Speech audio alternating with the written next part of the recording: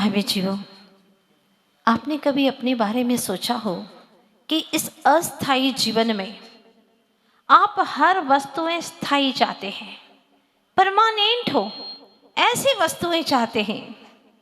वस्तु खरीदने पर गारंटी मांगते हैं कि यह खत्म तो नहीं होगी, मिटेगी तो नहीं, बिखरेगी तो नहीं, टूट फूट तो नहीं जाएगी। कभी आपने सोचा जिन वस्तुओं को आप अपने पास में रखना चाहते हैं उसको आप स्थायी चाहते हैं, और अपनी सारी जिंदगी का कोई भरोसा नहीं है, अस्थायी है। जब हमारी जिंदगी अस्थायी है तो वस्तुओं को स्थायी चाहत क्यों, स्थायित्व की चाहत क्यों? इसका मतलब यह है कि अभी हम अपनी जिंदगी से अनजान हैं। प्रभु की वाणी को स्वीकार करना होगा, जीवन के सत्य को जानना होगा, पहचानना होगा अपने स्वरूप को कि आखिर में हूं क्या।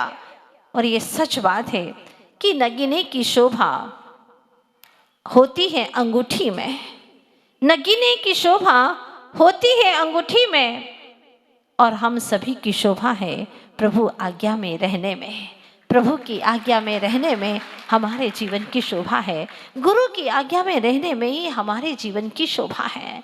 जीवन निकलता जाता है, बाहर की क्रियाएं करते रहते हैं, भीतर का आनंद का एहसास नहीं होता, स्पर्श तक नहीं करते और बाहर की जिंदगी में दौड़ लगाते रहते हैं।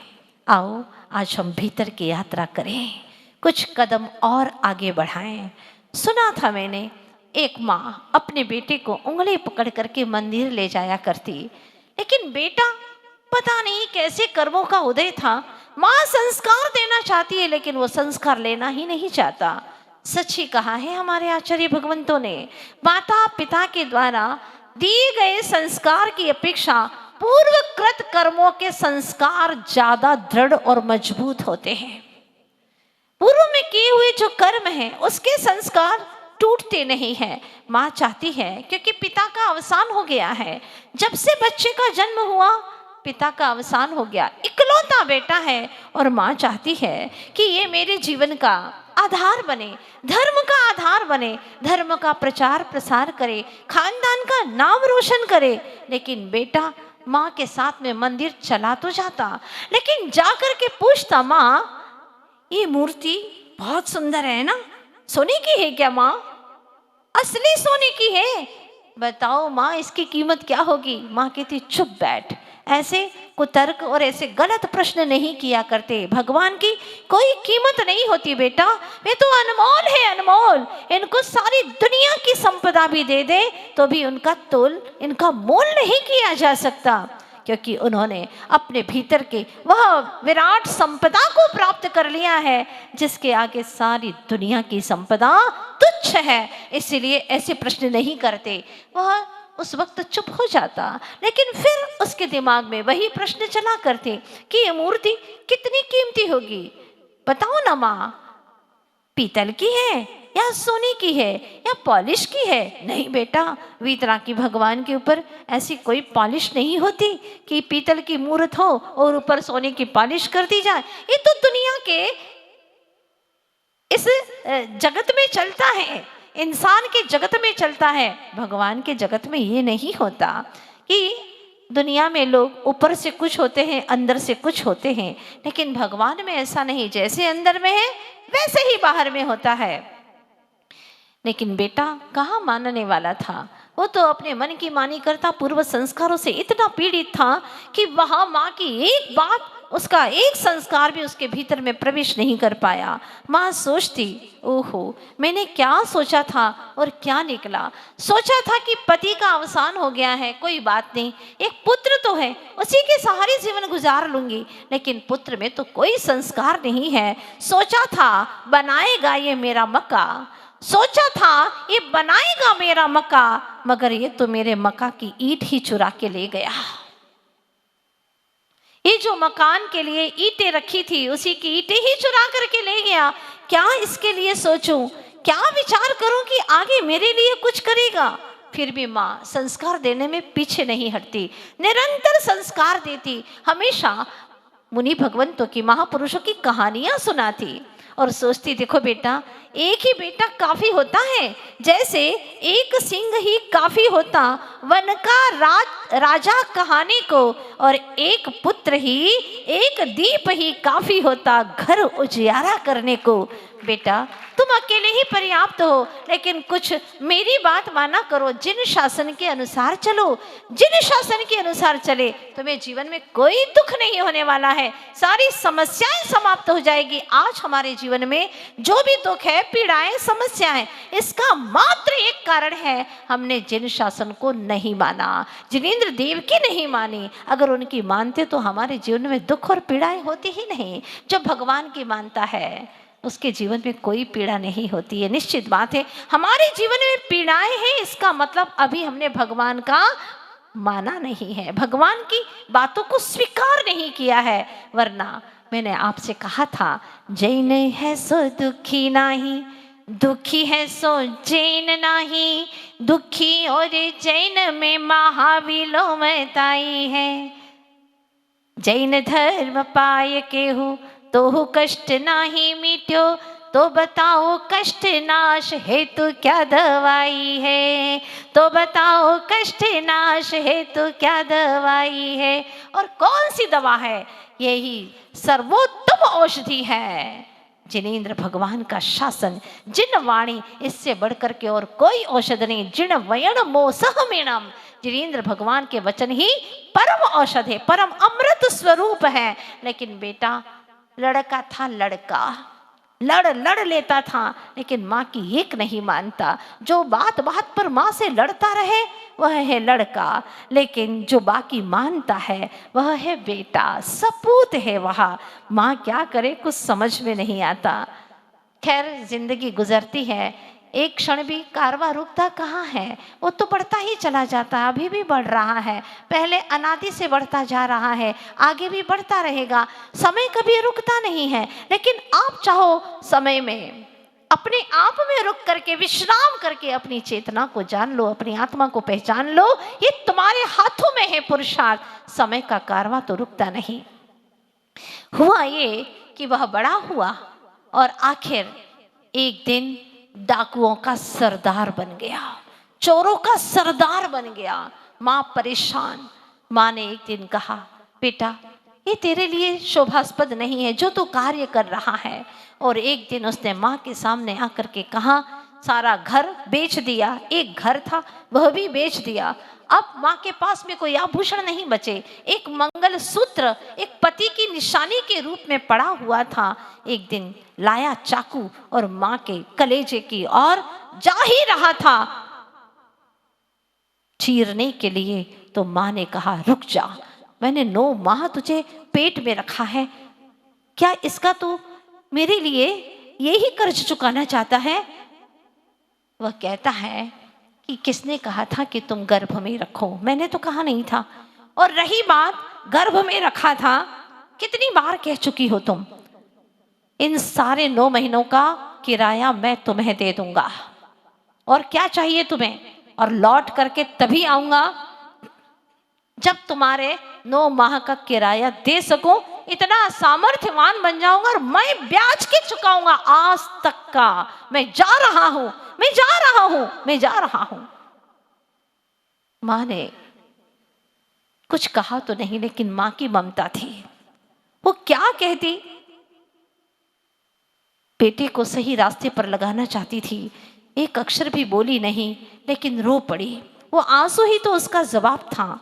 कहते हैं ना, माँ की दुआ जिंदगी बना देगी, माँ की दुआ जिंदगी बना देगी। खुद रोएगी मगर तुमको हंसा देगी। कभी भूल कर भी माँ को मत रुलाना, वरना उसकी एक बूंद भी सारी धरती को हिला देगी, सारी धरती को हिला देगी।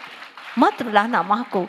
लेकिन उसके अंदर तो वह सज्जनता खत्म हो चुकी थी ही नहीं, कर्मों का तीव्र उदय था।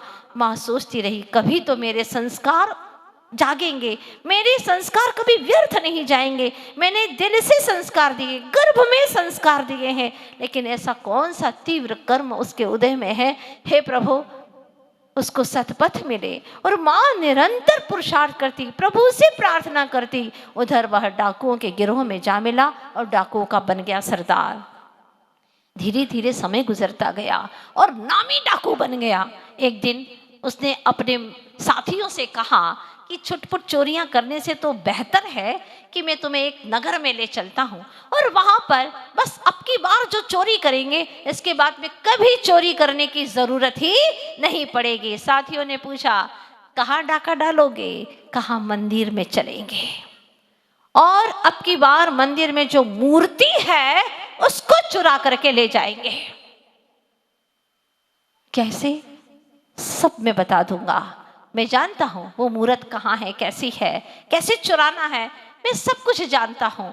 और वहां चला गया, अपने साथियों से कह दिया कि ठीक समय पर तुम्हें यहाँ पर आकर के दस्तक देना है, मैं दरवाजा खोलूंगा। और सारा षड्यंत्र उसने मन में तय कर लिया। एक ब्रह्मचारी का वेश धारण करके उस नगर में पहुंच गया। जो जाना पहचाना शहर था उसका, पहुंच गया और वहां जाकर के ब्रह्मचारी का वेश धारण करके, नीचे निगाह करके और बिल्कुल चेहरे पर जैसे कि बहुत बड़ा साधुत्व है और महान त्यागी आत्मा है, इस तरह से वो उस मंदिर में पहुंचा। लोगों ने देखा, वाह, बहुत दिनों के बाद अपने यहाँ पर कोई त्यागी आए हैं।